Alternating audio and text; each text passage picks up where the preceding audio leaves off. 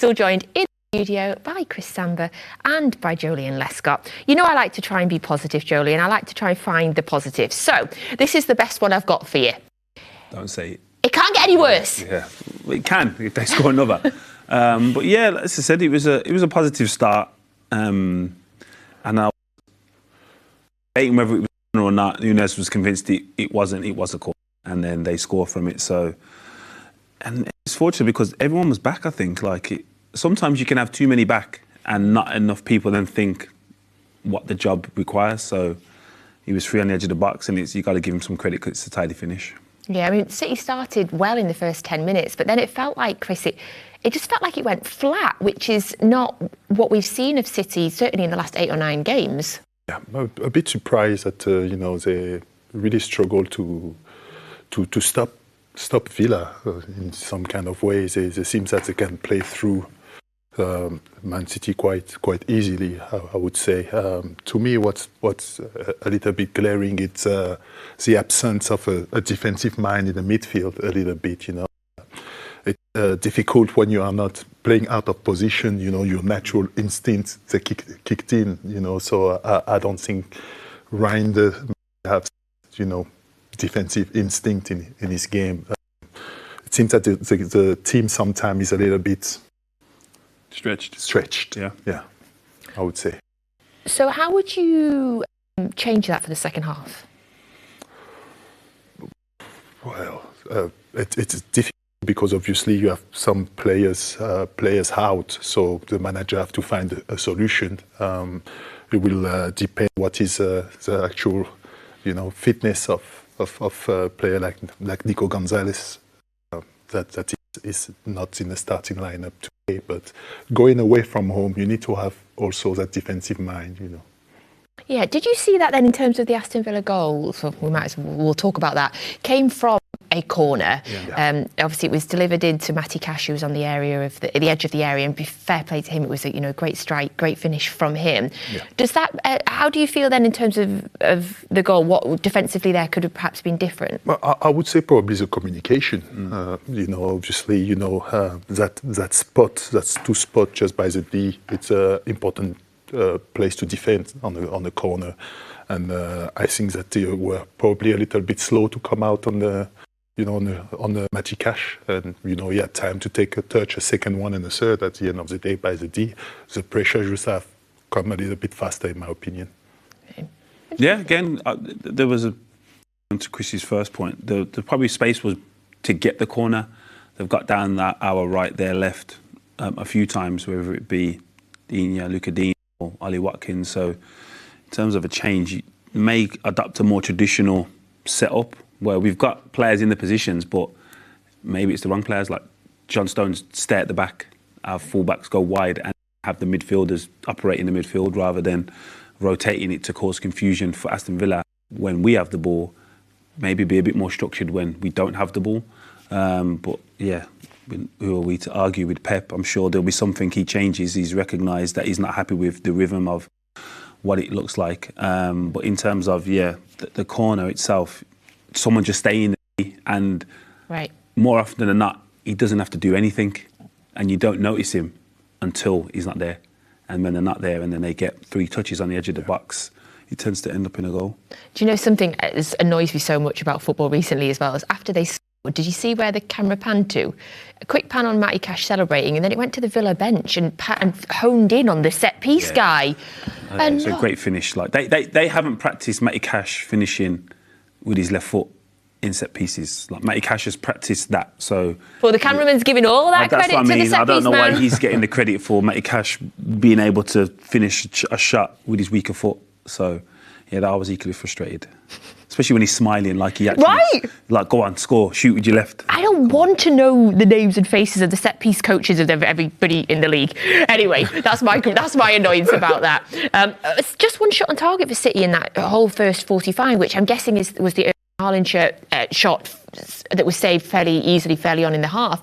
Unusual, very unusual for City to have so little shots, Chris. Yeah. I mean, going forward, they lack a little bit of penetration. Also on the side, on the 1v1, create dangerous situation. to put the ball in the box for Haaland. We haven't seen that today. But it looked like their focus have been more on containing Aston Villa more than going forward in this first half. I'm sure, like you say, Pep will be able to tweak a few things, and obviously in the second half we'll see a more attacking, more in control Man City team. Yes, hopefully. Yeah. Yes, absolutely. In terms of on the pitch, I mean, quite a few players I feel like have been quite quiet. I was excited to see Oscar Bob, but I don't feel like we've seen too much from him, or anything really at all in the first half. Do you think that's something that might change, or is it a case of patience? Yeah, I think it will change. I think it would have changed if he was playing well. I think there would have been changes in them wide areas. That tends to be the ones that do change the most and more frequent. But do I see it now? Probably not. Maybe Savinho and him change over again. Probably not. I don't think Pep will be too disheartened, because it's not a terrible performance. It's just we're losing. So and it is from a set piece. They haven't opened us up to get opportunities, but we haven't created enough to win the game. So I'm sure he's going to adjust the tempo, a bit of the structure. I doubt there'll be personnel change just yet. I bet he's really frustrated at the minute, because he mentioned in his pre-match press conference about being aware of Aston Villa's set pieces, and so to then have conceded from a set piece, Chris, I bet he's, I was going to say pulling his hair out, but scratching his beard. Yes. Sometimes frustrating. It's like that. You prepare on something on the first. Sometimes it's just like that. But even that, you can't prepare for that ball to fall there. Him be the ability to on take the wrong player. Yeah, like if you're saying Matty Cash is going to get a shot from the edge of the box on his weak foot, you're saying like the one, I think it was after that, there was a passage to play. It was McGinn. That's McGinn on his left foot. Then you're saying we worked on that, but it's one of them. We're a bit fortunate on this one. Yeah. There was a half penalty shout incident with Vardiol. Are you seeing something in that? Okay. Yeah, I think he was lucky there was a teammate on the outside where he pushed him. I think, and it looks like a collision. I think if he was just on his own, an isolated incident where Morgan pushes Guardiola, I think it's getting looked at a bit more. I just think because there was, because even after that, the ref blew the whistle for a handball that wasn't I don't think he touched his hand. No. Never mind. I think he just thought there's a lot going on here. He just diffused this whole situation. What did you think, Chris? Nah, this is a fans talking right now. I don't think it was a pen. I said I think it would have looked at. Our defences so refuse to see this as a penalty. Today's game, though, if it was given against yourself or myself, we'd be fuming, devastated. But this is why we love you, Joleon. One of us. He doesn't play the game. I'm trying to be fair and neutral. I'm trying. I'm not. So, is there any other positives? Any positives you can find for me from that first half? Haaland hasn't scored yet. Like, he tends to score every game. Yes, I like that. So okay. That tends to be a given. So, there's still ways back into this game. Okay, I like that. Yet was the word that he added on there, Chris. Like you say, not playing well to have a clear-cut chance, like Haaland had, just encourage, the team to get more chances. Haaland haven't scored. Mm-hmm. It's one a day for him. So at least. It's one a day. Yeah. So hopefully he can keep that streak going. So there is other games taking place in the Premier League currently. Just so you know, it's Bournemouth winning 2-0 against Forest, currently at half-time. Arsenal won Crystal Palace 0. So that was a goal from Eze against his former club, obviously. That's the way these things are written. And then it's Wolves 2, Burnley 2 as well. So obviously the game that I immediately drawn to there will be the Arsenal game. Arsenal winning. Yeah. Even at this early stage in the season, Chris, I don't like it when Arsenal or Liverpool, Arsenal are winning and City are not, because it starts to feel a bit pressured on me, even at this early point in the season. It does. At the moment, you really feel like, like I say, 3-6 points can be.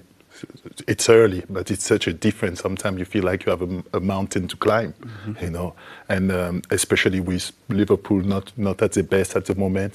I think Arsenal have stayed the only team with, like you say, a little bit of balance, and continuity, where, City, some big part have been added, Liverpool, some big part have been added. So, yes, that's not the best news for City fans, right? Yeah. Yeah, again, you don't want to see Arsenal win, but you got to win our games. It doesn't matter if they're losing. Okay. If we ain't winning, then it's irrelevant, isn't it? So we need to win our games first. Okay, yeah. Okay, concentrate on just City. Don't worry too much about Arsenal yet. Yes. Long way to go.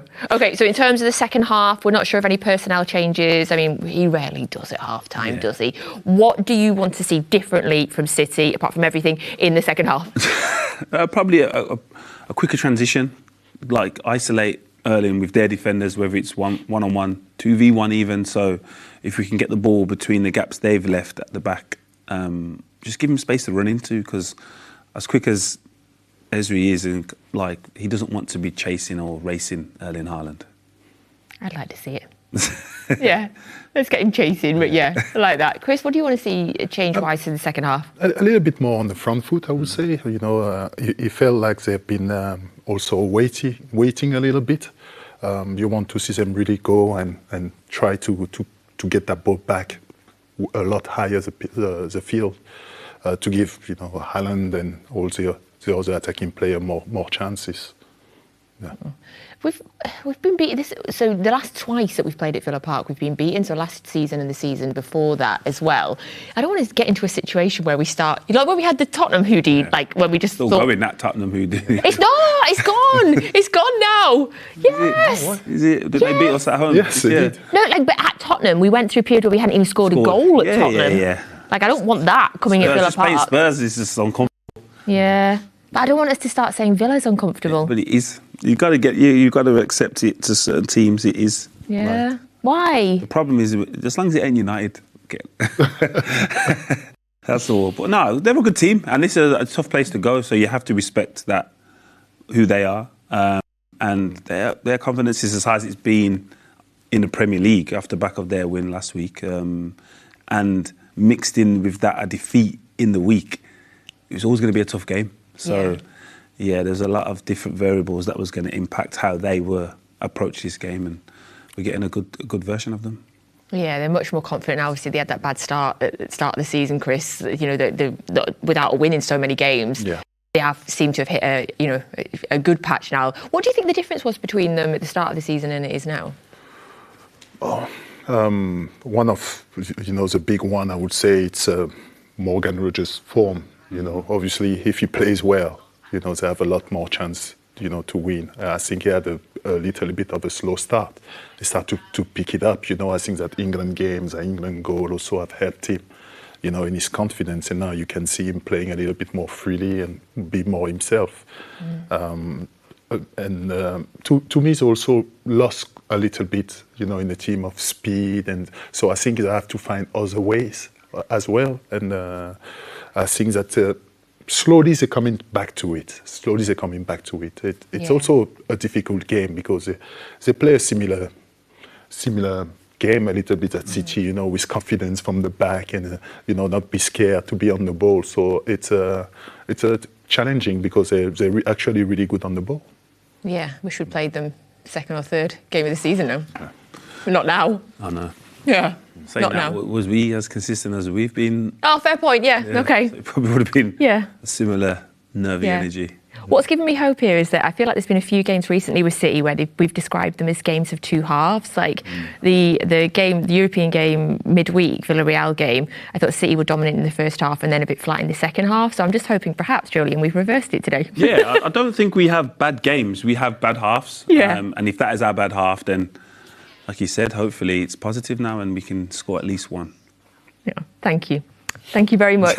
Thank you, Joleon. Yeah. Therapist. I appreciate it. I'm trying to stay positive, but I appreciate it. That is the live shots there from Villa Park. I always interested in these just to see if anyone's warming up.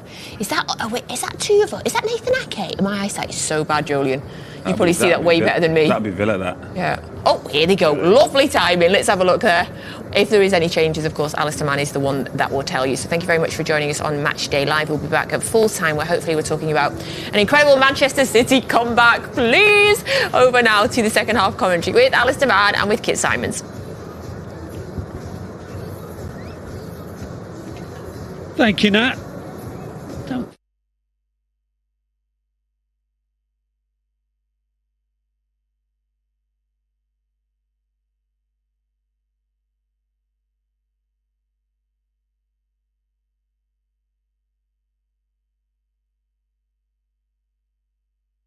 there were certainly signs in the first quarter of the game that the Blues were looking how they have been looking in recent games. So every reason to feel that the Blues are far from done today. As the second half is about to start, Pep Guardiola's been deep in discussion with Michael Oliver. Alongside me, the former City defender Kit Symons. I wonder what that conversation might have been about between